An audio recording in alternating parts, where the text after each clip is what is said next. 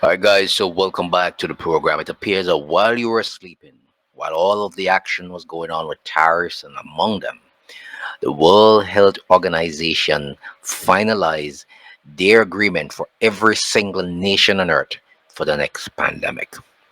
It went silently. Nobody really reported on it. And I mean, nobody really studied it because all were distracted with the tariffs. I tell you, put on the whole armor of Yah, called to believers, those who believe in Yah, to be prepared for spiritual warfare, using Yah's protection to resist Hasatan schemes and temptations. It's concept. It's not a literal act of putting on physical armor. No, no, no, no, no. Rather, a spiritual practice of equipping oneself with Yah's power and grace. You're going to need that. You're going to need that for the next pandemic that's coming our way. And yes, folks, it is coming our way, whether you want to believe it or not. And everybody, this agreement will force every single nation on earth and every man will have to take that pestilence panacea. Yeah, that's pestilence panacea right there. That woman has in her hand. Yeah, let's go to the draft agreement.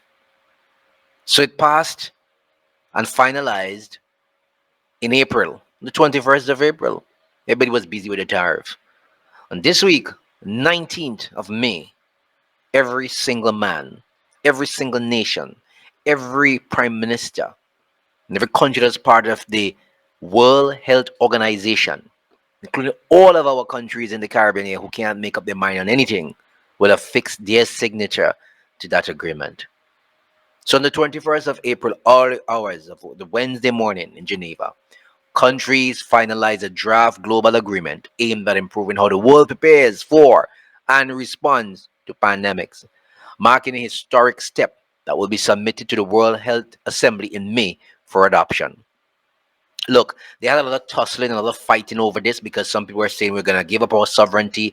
Others were saying I'm not gonna sign it until you rework certain things. Well, guess what? It's done. It's done when you weren't paying attention, when nobody was paying attention.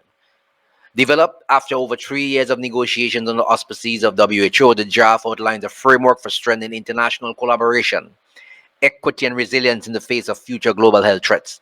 Nations of the world made history in Geneva, said Tedros. Well, we all remember him.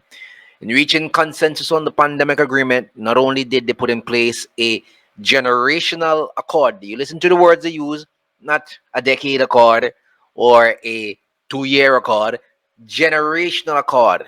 You know what that means? Forever binding to make the world safer. They have also demonstrated that multilateralism is alive and well in our divided world. They have to find a way to get everybody on board in a special way. Yes, and what better way to do it than your health, right? Because everybody cares about their health. Nations can still work together to find common ground and share response to shared threats. One health approach. That's what they say. One health approach. The draft will now be submitted for consideration to the 78th World Health Assembly, UN's highest forum for global health, set to begin on the 19th of May. If adopted, it will be subject to ratification by individual nations. Every living soul will sign that document. And adoption, these are just big words they're using. They've already done it. It's just for you to put your finger and sign there and a dotted line. And all of them will walk in there and sign it. According to media reports, United States did not participate in the final round of negotiations following its January announcement to withdraw from the global health body and will not be bound by the pact. Yeah, well, that is just, we all know Trump and this and that. But guess what? While they're saying United States is not a part of it, look at this. In the United States, look at what happened in Washington State.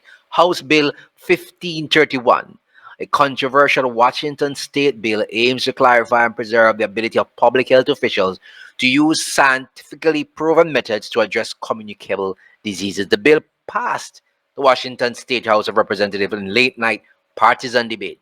It establishes a state policy that public health responses should be guided by the best available science on disease control, including what?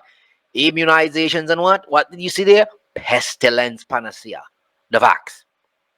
So here's a breakdown. The bill centers around strengthening public health responses to communicable diseases, particularly in light of the past public health directives like mask and vaccination mandates. So hold a minute. So America is not on board with WHO's new plan because Trump is making a lot of noise about it. So why are states in America passing these bills silently? Why? Open up your eyes, put on your whole armor. It mandates that public health action be based on the best available scientific evidence for controlling disease spread. Hmm. And now, in the last one they had, the last pandemic, whatever you want to call it, those who lived in the countryside averted the pestilence panacea. But now, they're not going to get away. The bill requires both state and local health officials to implement and promote evidence based disease control measures with their available resources. So everybody will have to do it now. Every living soul. So, I started by telling you it's coming our way again. And I started by saying to you, put on the whole armor of Yah so that you'll be able to prepare for spiritual warfare that is coming upon this world. Remember to like, share, and subscribe. Leave your comments in where? The section below, guys.